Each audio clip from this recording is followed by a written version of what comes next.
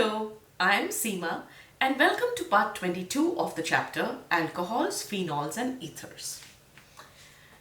As you know, we have been discussing the chemical reactions involving the cleavage of carbon-oxygen bond. And under this, we have read the first three categories of reactions, that is reaction with hydrogen halides, reaction with phosphorus trihalides, and dehydration. In this video, we are going to be studying the fourth category of reactions, which is oxidation of alcohols. As I told you, that reactions that involve the cleavage of CO bond are only seen in alcohols. They are not shown by phenols. It is only in the presence of zinc. Only with zinc, phenols may show this reaction. But as we come to this fourth type of reaction, that is oxidation, it is important to mention that although this category of reaction has been placed under reactions which are counted as reactions involving the cleavage of carbon-oxygen bond, which means the breaking of the carbon-oxygen bond of the alcohol, in actuality, in these reactions, the carbon-oxygen bond is not breaking. Rather, instead of a single bond, it is turning into a double bond. So a bond is adding to it. So it would have been better to categorize this type of reaction as reactions that involve a change in the CO bond. It could be the breaking of the bond or it could be an addition of a bond. Maybe that would have been a better categorization, but since the classification has been done by the NCERT textbook, so I'm following it under the same pattern. Although in this reaction, that is in oxidation of alcohols, it is not the cleavage of carbon and oxygen bond that is taking place, but the hydrogens which are attached to both the carbon and oxygen, they are the bonds. The carbon hydrogen and oxygen hydrogen bonds are the bonds that are breaking.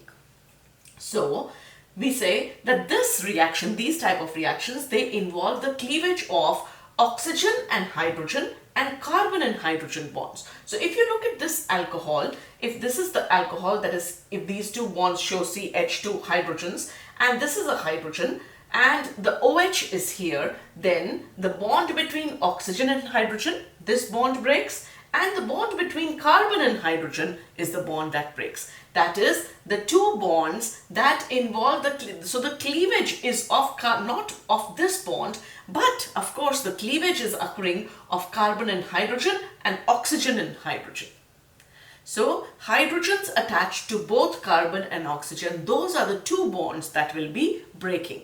As a result of breaking of those two bonds, what is a covalent bond? A covalent bond is a shared pair of electrons. So when these two bonds break, breaking of this bond means that hydrogen gets back its electron and oxygen gets back its electron. But it has now one dangling, both of them have one dangling electron. It is not a satisfied valency.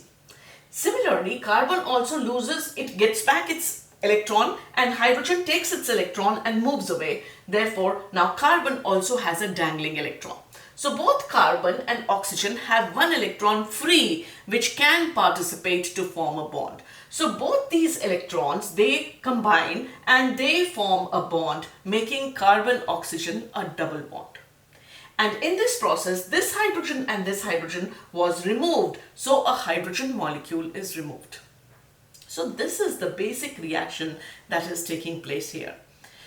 Now, why do we call it oxidation? If you remember the definition of oxidation and reduction, there are 6 or 7 definitions of oxidation and reduction, which I have explained in other videos in redox reactions chapter, or I have oxidation reduction, wherever I have explained in details all the different definitions of reduction and oxidation.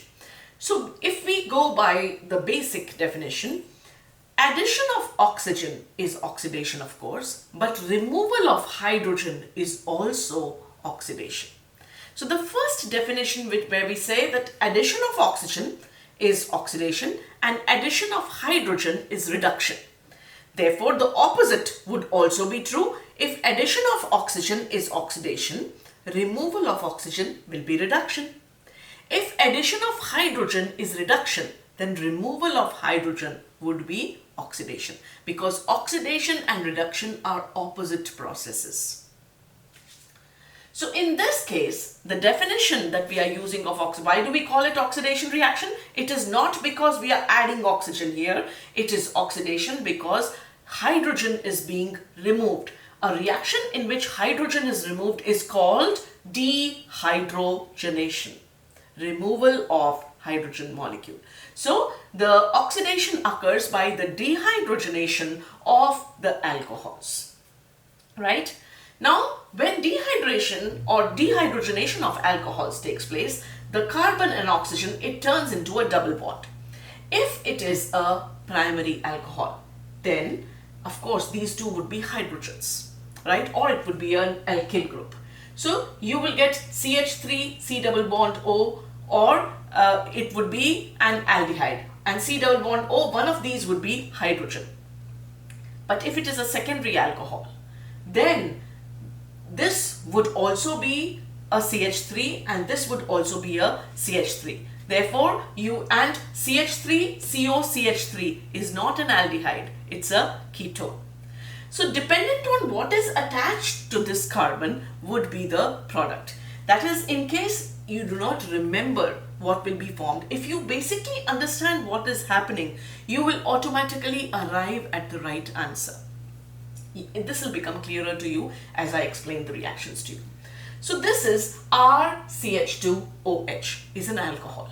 R is any alkyl group. When oxidation of this occurs, it results in the formation of dehydrogenation. So this is the carbon to which a hydrogen is attached, this oxygen is attached, and the hydrogen is attached to oxygen. So this bond breaks and one bond between carbon and hydrogen breaks. So one hydrogen from here is reducing and one hydrogen, this hydrogen is being removed. So hydrogen molecule, two hydrogens are removed, that is H2 is removed, and the carbon, this is left with one hydrogen that remains here, and the bond between carbon and oxygen becomes a double bond. So you get an aldehyde. Is this clear?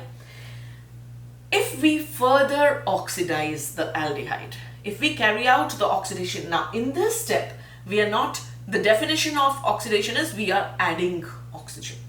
So in the next step, if we further oxidize it, that is, if we supply oxygen to it through an oxidizing agent, if oxidation occurs, addition of oxygen takes place, then the double bond O remains as such, but the carbon which was attached to hydrogen and oxygen comes in between and forms an OH group here. So what is RCOOH? It is a carboxylic acid. So an aldehyde can further be oxidized into a carboxylic acid. In other words, when alcohols are oxidized, they result in the formation of aldehydes or ketones depending on what type of alcohol it is, and on further oxidation they give you carboxylic acid. It is possible to get carboxylic acid directly if we do not follow this step of slow oxidation or this dehydrogenation step. If we directly supply in the presence of a strong oxidizing agent, both the steps will take place simultaneously. That is, hydrogen will also be removed and oxygen will also be added, and it will get oxidized to carboxylic acid straight away. So if you use a strong oxidizing agent, an alcohol can directly be converted into a carboxylic acid by oxidation, right? Now, if we take individual type of alcohols, that is primary, secondary and tertiary, let us try to understand this. What would be the oxidizing agent that we will use if we want to convert an alcohol into an aldehyde? We'll use an oxidizing agent like chromic anhydride, which is not a very strong oxidizing agent. Chromic anhydride is CrO3. In the presence of CrO3, hydrogen will be removed and the alcohol will be converted into the aldehyde. RCHO is aldehyde. I will not explain it again. I've shown you already what are the bonds breaking. If we want to get a better yield in the case of primary alcohols, instead of using chromic anhydride only in the case of primary alcohols, we can use another catalyst which is called PCC. PCC is pyridinium chlorochromate, right? What is pyridine? Pyridine is, imagine a benzene ring with nitrogen in place of one of the carbons. If you have nitrogen, it is pyridine. If you turn pyridine into an ion, it becomes pyridinium ion, which is NH positive. So it is pyridinium chlorochromate. Pyridinium chlorochromate is made with the help of three compounds. The first, it is a complex compound. It is a complex which is of chromic anhydride, CrO3, pyridine, CrO3, pyridine and HCl. So HCl breaks down into H positive, Cl negative, and H positive goes and attaches itself to the pyridine, forming the pyridinium ion, and Cl negative will go and get attached to the chromic anhydride, resulting in the negative ion, that is chlorochromate ion, right?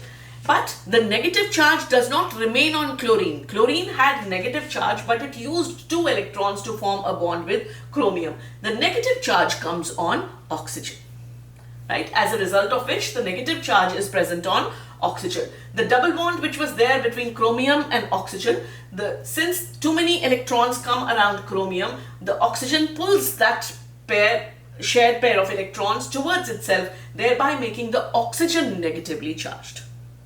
Although what attacked was Cl negative.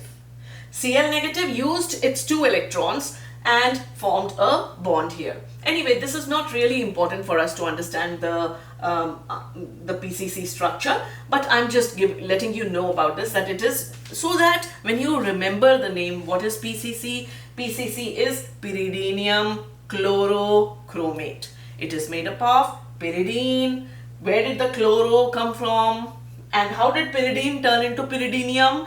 HCl. H was added to it. So HCl and chromate is CrO3. So you got pyridinium chlorochromate. So chromic anhydride is CrO3. So what happens when you use PCC? The same reaction that takes place is the same. The only thing is that this is a better oxidizing agent. Therefore, the yield of the aldehyde will be better. The function is the same. Chromic anhydride or pyridinium PCC are doing the same job. Only the product in the case of PCC in primary alcohols is greater. Therefore, you would rather prefer to use PCC. So what happens if this is a primary alcohol? It is a primary alcohol with an ene here. Do you see? There's a double bond here. Anyway, since it's a primary alcohol, nothing happens to the ene. It remains where it is. The PCC results in the change of this bond and you get CHO. So this carbon and this oxygen. And what are the bonds here?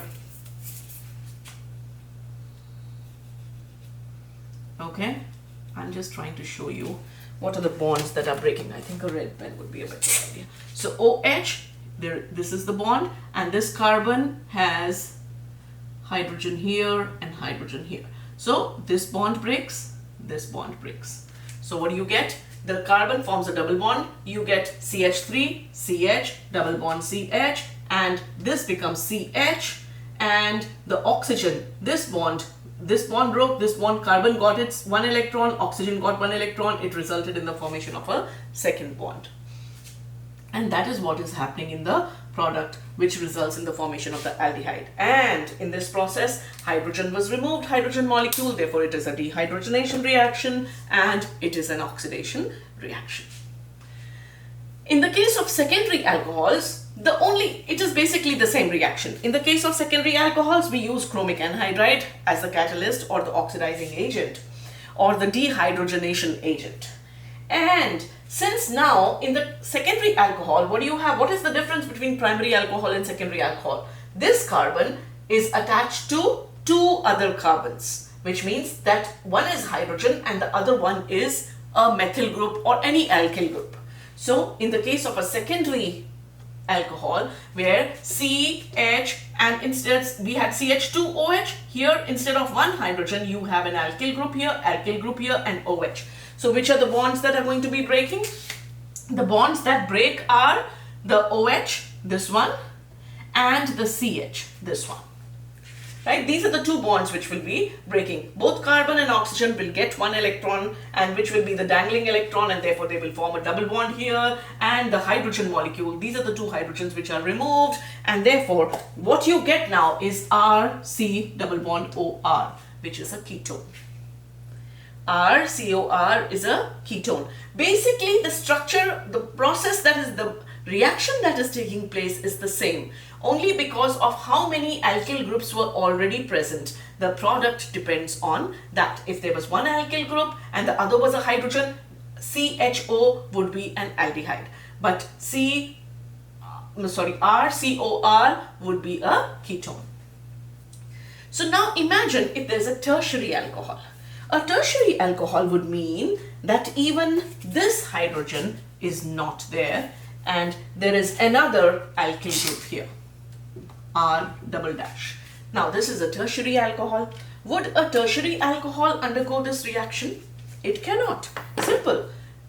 There should be one hydrogen attached to this carbon and one hydrogen attached to oxygen. The hydrogen with oxygen is there because it is an alcohol, but the carbon atom which is attached to the oxygen is not attached to any other hydrogen. Therefore, removal of the hydrogen cannot take place. And since removal of hydrogen cannot take place, tertiary alcohols will not undergo dehydrogenation. They cannot remove a hydrogen molecule. And since they do not undergo dehydrogenation, they do not get oxidized. If that is not the case, then what happens? Normally, if you use something like chromic anhydride, this reaction will not take place. But if you use a strong oxidizing agent like KMnO4, then what will happen? The molecule will start breaking and result in the formation of multiple carboxylic acids. So tertiary alcohols do not undergo oxidation reaction because there is no beta hydrogen. This is alpha hydrogen, hydrogen attached to this oxygen, and there is no hydrogen attached to carbon. Since there is no beta hydrogen, under strong reaction conditions, that is potassium permanganate, which is a strong oxidizing agent, and heat, under drastic conditions, you are using a strong oxidizing agent, you're using heat. What happens? The cleavage of various carbon-carbon bonds starts taking place. The molecule starts breaking at different parts. So the chain itself starts breaking. So various carbon-carbon bonds, they start breaking, and a mixture of carboxylic acids, which contains less number of carbon atoms than the parent hydrocarbon. Obviously, if the chain is breaking down, you will get smaller molecules of carboxylic acids, but you will not get the aldehyde. That is, dehydrogenation will not occur, but of course oxidation will occur. Addition of oxygen will take place. So you will not get the aldehyde or ketone, but you will directly get carboxylic acid, but not of the whole tertiary molecule, but smaller molecules. Why? Because a tertiary alcohol, as it is a bulky molecule, and therefore oxidation would not take place directly. And we are using drastic conditions, so the molecule itself will disintegrate. It will break and form smaller carboxylic acid molecules. So a mixture of carboxylic acids containing lesser number of carbon atoms is formed. If you pass vapors, now there is another way of carrying out the dehydrogenation. And what is that? You can also carry out the dehydrogenation. Instead of using chromic anhydride, you can pass the heated vapors of the alcohols over heated copper. If you do that, still dehydrogenation occurs. The products are the same, only the catalyst is different. So in the case of primary alcohol, at 573 Kelvin, in the presence of copper, you will get an aldehyde and hydrogen will be given out. In secondary alcohol also, copper at 573 Kelvin, high temperature, heated copper, and vapors of the alcohol, secondary alcohol, are passed over it, will result in the formation of a ketone, and hydrogen will be given out. And in the case of a tertiary alcohol, if you pass it at the same temperature, 573 Kelvin over copper, vapors of a tertiary alcohol are passed over copper. Then instead of dehydrogenation, dehydration occurs. That is, hydrogen and oxygen water molecule is removed, and it results in the formation of an alkene. So it is not actually oxidation if you really look at that. So dehydration occurs and water molecule is removed. So you will have the OH from here is removed and one of the hydrogens is removed. Therefore, this carbon has one electron, this carbon has one electron, a double bond is formed, and you will have CH2 here. So CH2 is here, which is an alkene. So in the case of tertiary alcohols, when you pass vapors of tertiary alcohol over copper, heated copper, you do not get an aldehyde or a ketone or anything. You get an alkene. And what is happening is not dehydrogenation. What is happening is dehydration. That is, the removal of a water molecule from the molecule takes place, resulting in the formation of the alkene. So this was oxidation. And after this, in the next video, we are going to be talking about the reactions of phenols. So let me wind up this video. If you found this video helpful, please give it a thumbs up, subscribe to my channel, recommend it to your friends, and if you wish to watch other videos of this chapter, click the link that appears on top of the video, and please keep returning for more videos in chemistry. Thank you for watching. Bye bye for now.